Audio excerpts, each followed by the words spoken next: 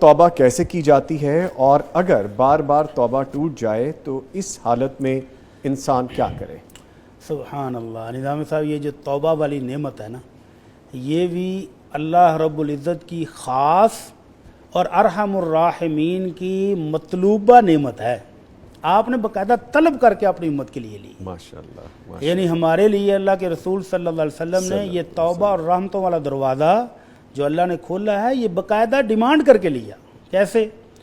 مکے والے آ گئے کہ اللہ کے رسول ہم آپ پر ایمان تب لائیں گے کہ آپ صفا پہاڑی کو سونے کی بنوا دیں۔ مزدوری بیچارے کرتے تھے یا پھر تجارت کرتے تھے، تو سونے کی بنوا دیں پھر ہم ایمان لائیں گے۔ تو اللہ کے نبی صلی اللہ علیہ وسلم تو ایک ایک بندے کے ایمان لانے کے خواہش مانتے، سب کے گھروں میں جا کر منتیں کرتے تھے کہ مسلمان ہو جاؤ۔ تو آپ نے اللہ سے ارتجا کر دی کہ اللہ میری قوم سونے کا پہاڑ مانگتی ہے۔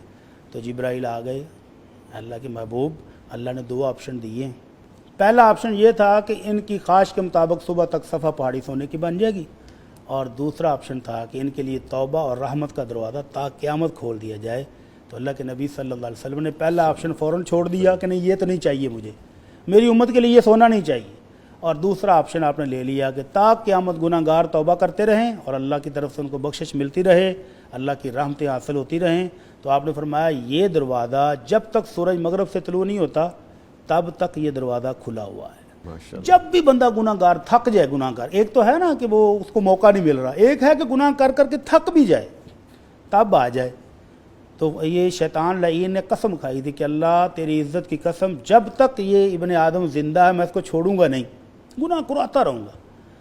تو اللہ نے بھی اپنی 3 قسمیں کھا کے کہا تھا کہ مجھے میرے جلال، میری عزت، میرے بلند مرتبے کی قسم، تو ساری زندگی ان سے گناہ کروائے گا، اور میرے بندے نے ایک دفعہ آ کر میرے سامنے جھک کے شرمندگی سے، ندامت سے کہا اللہ معاف فرما دے، تو میں نے ساری زندگی کو معاف کر دینے۔ ماشاءاللہ۔ صرف معاف ہی نہیں کرنے بلکہ فرمایا کہ اللہ ان گناہ گاروں کے گناہوں کو بھی نیکیوں میں بدل دیتا ہے۔ تو یہ توبہ اللہ رب العزت کی بہت بڑی نعمت ہے۔ اگر کسی بندے کو اس کا احساس ہو جائے تو یہ جو بھائی پوچھ رہے ہیں، پہلی بات تو یہ ہے کہ ان کو یہ احساس ہے، یہ بہت بڑی نعمت ہے، اس پر بھی اللہ کا شکر ادا کریں کہ ان کو گناہوں کی توبہ کا احساس پیدا ہوا ہے۔ تو سب سے پہلے ہے کہ شرمندگی، کہ مجھ سے یہ ظلم ہو گیا ہے، یہ میں نے جرم کر لیا، اپنے رب کی نافرمانی کر لی۔ پہلے ندامت، اور اگر آنکھوں سے ایک آنسو نکل آئے تو وہ ساری زندگی کی سیاہیوں کو دھونے کے لیے کافی ہے، ایک آنسو صرف۔ اور اس ندامت کے بعد پھر پختہ عزم کہ آئندہ میں یہ گناہ نہیں کروں گا۔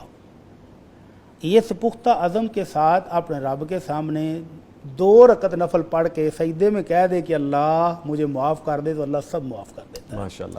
یہ پکی توبہ ہے۔ لیکن توبہ وہ نہ ہو جس طرح وہ کہتے ہیں ٹوٹ جاتی ہے۔ ٹوٹنے کی بھی 2 صورتیں ہیں۔ ایک ہے کہ انسان نے پورے عزم کے ساتھ پکی توبہ کر لی، جیسے اللہ نے کہا نا ایمان والو پکی سچی خالص توبہ کرو، کہ اس نے پکی تھی لیکن پھر شیطان غالب آ گیا، پھر نفس امارہ غالب آ گیا، پھر شہوات غالب آ گئیں، پھر دوستوں نے ابھارا، ماحول کا اثر ہو گیا، پھر ٹوٹ گئی، کوئی بات نہیں۔ اللہ کے نبی صلی اللہ علیہ وسلم فرماتے ہیں کہ ایک بندہ جب گناہ کر کے آتا ہے نا تو آ کر کہتا ہے میرے مالک، میرے سونے ربا معاف فرما دے، تو اللہ اپنے فرشتوں کو کہتا ہے علیم عبدی ان لہ ربا یغفر الذنب ویاخذ بہ، میرے اس بندے کو دیکھو پتہ ہے کہ اس کا ایک مالک ہے، وہ گناہوں کی توبہ بھی قبول کرتا ہے، بخش بھی دیتا ہے جی، اور اگر کوئی توبہ نہ کرے تو وہ اس پہ پکڑ بھی لیتا ہے، مواخذہ بھی کرتا ہے۔ میں نے اپنے بندے کو معاف کر دیا۔ دوسری مرتبہ پھر آ گیا، تیسری مرتبہ پھر آ گیا، چوتھی مرتبہ پھر آ گیا، اور آ کر کہتا اللہ معاف فرما دے، غلطی ہو گئی۔ تو اللہ پھر کہتا دیکھو میرے بندے کو یقین ہے کہ اس کا ایک رب ہے جو گناہوں کو معاف بھی کرتا ہے اور اس پر باز پرس بھی کرتا ہے، تو یہ بندہ معافیاں مانگ رہا ہے تو تم گواہ ہو جو میں نے اس کو معاف کر دیا۔ ٹھیک ہے، یعنی بڑی یہ سلسلہ چلتا رہے تو چلتا رہے۔ بڑی صاحب ایک چیز کتنی خوبصورت ذہن میں آتی ہے کہ توبہ کی توفیق بھی یہ اللہ بھی تعالیٰ اللہ کی کی رحمت کتنی بڑی عنایت ہے۔ یہ بھی اللہ کی رحمت۔ دیکھیں نا کہ بندہ کو توبہ کی توفیق ہی نہ ملے اور زندگی ایسے ہی ختم ہو جائے تو وہ کتنا بد نصیب ہے۔ بیوٹیفل۔ اور دوسری چیز جو میں بیان کرنا چاہ رہا تھا، جی، ایک تو یہ ہے کہ گناہ کا احساس ہے کہ میں نے توبہ کرنی ہے، تو وہ پکے توبہ کرتا رہے، جب تک کرتا رہے گا اللہ معاف کرتا رہتا ہے۔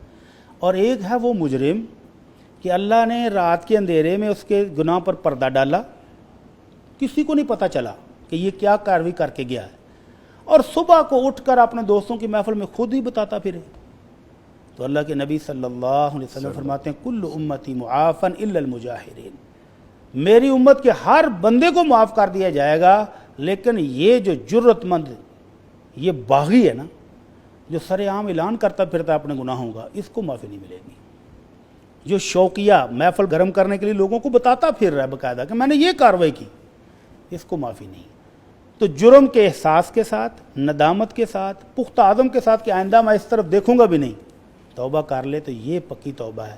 اور اللہ کے نبی صلی اللہ علیہ وسلم نے اپنے صحابہ کو توبہ کرنے کے لیے، ایک شخص آیا کہنے اللہ کے رسول گناہ ہو گیا، آپ نے فرمایا جاؤ وضو کرو اور 2 رکعت نفل پڑھ کے اللہ سے توبہ کر لو۔ تو یہ بہترین انداز ہے۔